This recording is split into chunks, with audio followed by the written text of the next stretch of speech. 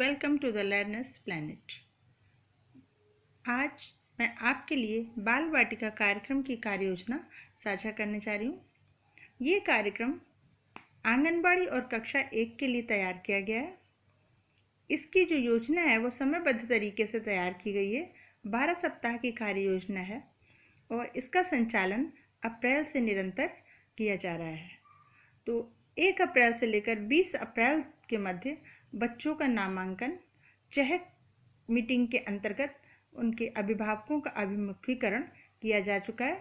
25 अप्रैल से 14 मई के मध्य जो गतिविधि कैलेंडर है उसके अनुसार सप्ताह 1, 2 और 3 की गतिविधियों का संचालन पूर्ण हो चुका है।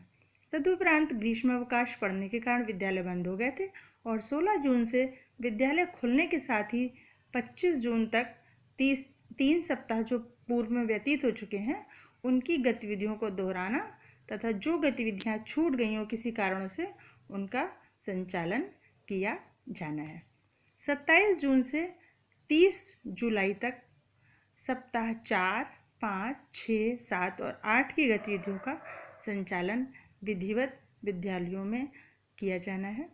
1 अगस्त से 27 अगस्त तक सप्ताह 9 से 12 की गतिविधियों का संचालन और इस तरह से 12 सप्ताह की गतिविधियों के पूर्ण होने के बाद में 1 सितंबर से 15 सितंबर के मध्य बच्चों की प्रगति का द्वितीय आकलन तथा द्वितीय चहक मीटिंग का क्रियान्वयन करना है और अभिभावकों को बुलाकर बच्चों की प्रगति से उनको अवगत कराया जाए तथा बताया जाए गतिविधियों के विषय में जो भी हमने बच्चों के साथ में की हैं और बच्चों ने जो रिस्पॉन्स किया है उससे उन्हें अवगत कराना है।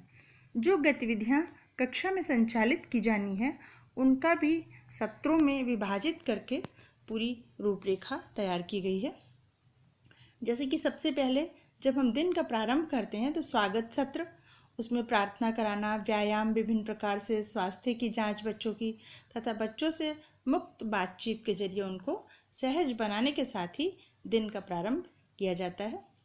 इसके बाद स्वतंत्र खेल बच्चों से कराते हैं जिसमें विभिन्न प्रकार के निर्माण हैं, जोड़ तोड़ करा सकते हैं, कलाकारी करा सकते हैं, बच्चों की अपनी कहानियाँ सुन सकते हैं, उनकी बातचीत हम सुन सकते हैं जिससे कि बच्चे जो हैं सहज हो सकें विद्यालय के प्रति। इससे उनकी मांसपेशियों का सम्यक रूप से विकास होता है। फिर ये आता है भाषा सत्र।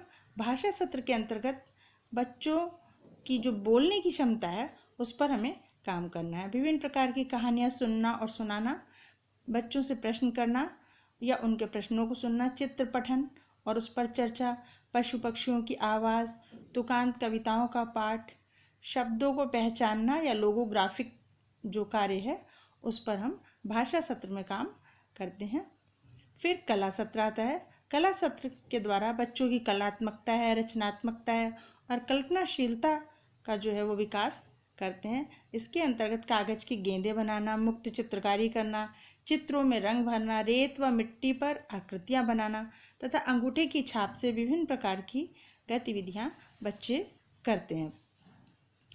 इसके बाद गणित सत्र में बच्चों से डायरेक्ट सवाल नहीं करवाते हैं बल्कि क्या गायब, याददाश्त का खेल, स्पर्श है, स्वाद है, गंध की पहचान, दूर पास, हल्का भारी, छोटा बड़ा चीज़ों की पहचान करना और क्रमबद्ध रूप से उनको लगाना जैसे खेल करवाते हैं ताकि बच्चों में गणित की समझ विकसित होती है।